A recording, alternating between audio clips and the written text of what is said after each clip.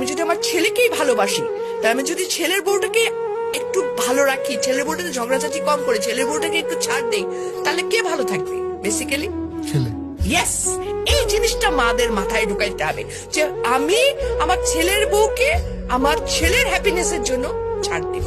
সত্যিকার অর্থে যদি আমি বলবো, একটা ছেলের বিয়ে দেওয়ার পর সংসারটাকে হ্যাপি করার ক্ষেত্রে 80% ক্ষেত্রে একটা শাশুড়ির ভূমিকা অনেক, মানে ছেলের মা।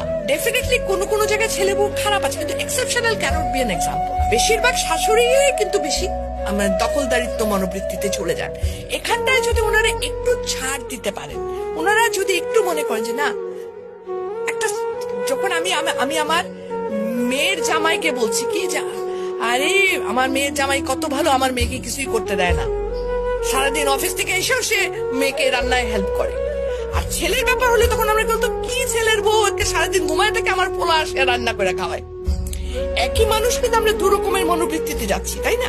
এই জায়গা থেকে আমাদের মেয়েদের বেরিয়ে আসতে হবে। ছেলে আমরা মেয়ের জামাই আসলে পোলাও কোরমার অভাব রাখি না, আর যখন ছেলের বউ তার 1/4 তো আমরা দেই না, ছেলের বউকে বলি এত নেলস তো ভালো না, আমিও তো বলছিলাম আমি তো এত খাইতাম না। সিরিয়াসলি কিন্তু ইট হ্যাপেন্স। কিন্তু মেয়ের জামার জন্য পোলাও কোরমা করতে যদি টাকা না থাকে, আমি ঋণ করে নিয়ে এসো খাওয়াবো।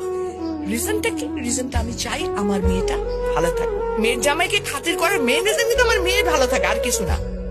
আরেকটা জিনিস আমি সরি, আমরা বড়রা যদি ছাড় দিতে পারি, আমরা বড়রা যদি একটু উদার ভাবে চলি, আমরা বড়রা যদি একটু হলেও আচ্ছা ঠিক আছে ওটা এত হিটলারি নিয়মে না যাই, আমি শাসিত হয়েছিলাম তখন অতএব তুমিও শাসিত হবে এরকম থেকে, তাহলে কিন্তু ছেলের বউটা অটোমেটিকলি অনেকটা চেঞ্জ হয়ে যাবে।